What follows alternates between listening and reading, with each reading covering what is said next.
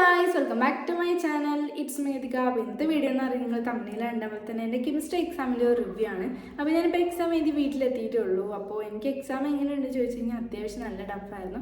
നിങ്ങൾക്ക് എക്സാം എങ്ങനെയുണ്ടെന്ന് താഴെ കമൻറ്റ് ചെയ്യാം. അപ്പോൾ ആദ്യം തന്നെ പറയുകയാണെങ്കിൽ നമുക്ക് മൊത്തത്തിൽ 7 ചാപ്റ്റേഴ്സ് ഉണ്ടായിരുന്നു പഠിക്കാനായിട്ട്. അതിൽ ഞാൻ ആകെ 4 ചാപ്റ്റേഴ്സ് ആയിരുന്നു മര്യാദയ്ക്ക് പഠിച്ചിട്ട് പോയിട്ടുണ്ടായിരുന്നു.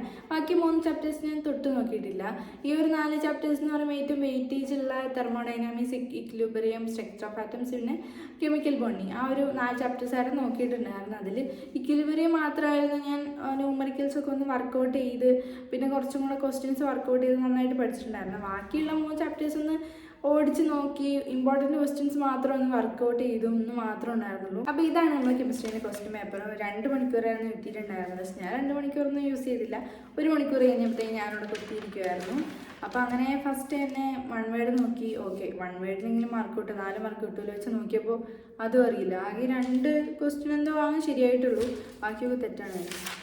പിന്നെ വന്നത് 2 മാർക്കിൻ്റെ ക്വസ്റ്റ്യനിൽ 8 എഴുതാനുണ്ടായിരുന്നു. പക്ഷെ ഞാൻ 8 ഒന്നും എഴുതിയില്ല. പിന്നെ 3 മാർക്കിൻ്റെ ക്വസ്റ്റ്യനിലോട്ട് വന്നപ്പോൾ അത് ഞാനെല്ലാം ടിക്കറ്റ് വെച്ചിട്ടുണ്ട്. പക്ഷേ ഇപ്പോൾ എക്സാമ്പിൾ പറയുകയാണെങ്കിൽ 18-ൽ 1, 2 ഉണ്ടല്ലോ, അതിലൊന്നായിരിക്കും എനിക്ക് അറിയുണ്ടാവുക, ബാക്കി ഞാൻ എഴുതിയിട്ടുണ്ടാവില്ല. അങ്ങനെയായിരിക്കും മിക്ക ക്വസ്റ്റ്യൻസും. അതുകൊണ്ട് ഒരു ക്വസ്റ്റ്യൻ പോലും ഞാൻ മര്യാദയ്ക്ക് എഴുതിയിട്ടില്ല. പിന്നെ ന്യൂമറിക്കൽസും ഒക്കെ പറയുകയാണെങ്കിൽ അതിൻ്റെ ആൻസർ തെറ്റായിരിക്കും. നമ്മൾ ഇക്വേഷൻസ് ഒക്കെ കൊടുത്ത് ഇങ്ങനെ വരുമ്പോഴത്തേക്കും ആൻസർ പോയിട്ടുണ്ടാവാൻ. പിന്നെ 3-ാമത്തെ ക്വസ്റ്റ്യൻ അങ്ങനെ ഞാൻ എന്തൊക്കെയോ ആയിട്ട് എഴുതി, പക്ഷേ എനിക്ക് തോന്നുന്നില്ല ശരിയാവുമെന്ന്. പിന്നെ അങ്ങനെ വന്ന് പിന്നെ 2-3 ക്വസ്റ്റ്യൻസ് ഒക്കെ ഞാൻ പഠിച്ചു വന്നു, അത് മാത്രം ഞാൻ വൃത്തിയിൽ എഴുതി. ബാക്കിയുള്ളതൊക്കെ എനിക്കറിയില്ല. പിന്നെ അവസാനം 4 മാർക്കിൻ്റെ 4 എണ്ണം എഴുതാനായിരുന്നു. അതിൽ ഞാൻ 4 എണ്ണം ടിക്കറ്റ് വെച്ചിട്ടുണ്ട്, പക്ഷേ എനിക്ക് തോന്നുന്നത് ശരിയാണ്. എന്തൊക്കെയോ കേട്ട് എഴുതി വെച്ചു. ഇപ്പോൾ 30-ാമത്തേന് 1, 2, 3 ഉണ്ടെങ്കിൽ അതിൽ 1 കൂടിപ്പോയ 2 ഞാൻ എഴുതിയിട്ടുള്ളൂ, ബാക്കിയൊക്കെ എഴുതിയിട്ടില്ല, സ്കിപ്പ് ചെയ്തു. അപ്പോൾ എനിക്ക് ഒരു ക്വസ്റ്റ്യൻ തന്നെ നല്ല മാർക്ക് കിട്ടുമെന്ന് എനിക്കറിയില്ല. അപ്പോൾ അങ്ങനെയാണ് എൻ്റെ എക്സാമിൻ്റെ അവസ്ഥ എന്ന് പറയുന്നത്. പക്ഷെ ഞാൻ പ്രതീക്ഷിച്ചത് കുറച്ചും കൂടെ നമുക്ക് അറിയുന്ന കുറച്ചും കൂടെ ക്വസ്റ്റ്യൻസ് വരും, ഓപ്ഷണലായിട്ട് സ്കിപ്പ് ചെയ്യാൻ അറിയില്ലാത്ത എന്ന് ഞാൻ വിചാരിച്ചു. പക്ഷേ ഉള്ളതൊക്കെ എനിക്ക് അറിയുന്നുണ്ടായിരുന്നില്ല, കുറച്ച് എനിക്ക് അറിയുന്നുണ്ടായിരുന്നുള്ളൂ, പഠിച്ചത് തന്നിട്ടുണ്ടായിരുന്നുള്ളൂ.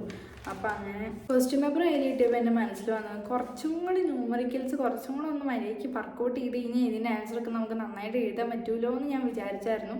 ഈ തിയറി, ഈ ലോസും അത് മാത്രം പഠിച്ചു പോയാൽ നടക്കില്ല. ഈ ന്യൂമറിക്കൽസൊക്കെ വന്നു കഴിഞ്ഞാൽ ഒരു തേങ്ങ അറിയില്ല. അപ്പോൾ അങ്ങനെയാണ്. പിന്നെ അതൊക്കെയാണ് എക്സാമിനെ കുറിച്ച് പറയാനായിട്ട്. നിങ്ങൾക്ക് എക്സാം എങ്ങനെയായിട്ട് താഴെ കമൻറ്റ് ചെയ്യുക. ടഫാണോ, മീഡിയം ആണോ, ഈസി ആണോ എന്നൊക്കെ കമൻറ്റ് ചെയ്യുക. അപ്പോൾ അതാണ് എൻ്റെ കെമിസ്ട്രി എക്സാമിൻ്റെ റിവ്യൂ എന്ന് പറയുന്നത്. അപ്പോൾ നിങ്ങൾക്ക് ഈ ഒരു വീഡിയോ ഇഷ്ടപ്പെട്ടെന്നിരിക്കുന്നു. അപ്പോൾ അടുത്ത വീഡിയോയിൽ കാണുന്നതായിരിക്കും. ബൈ.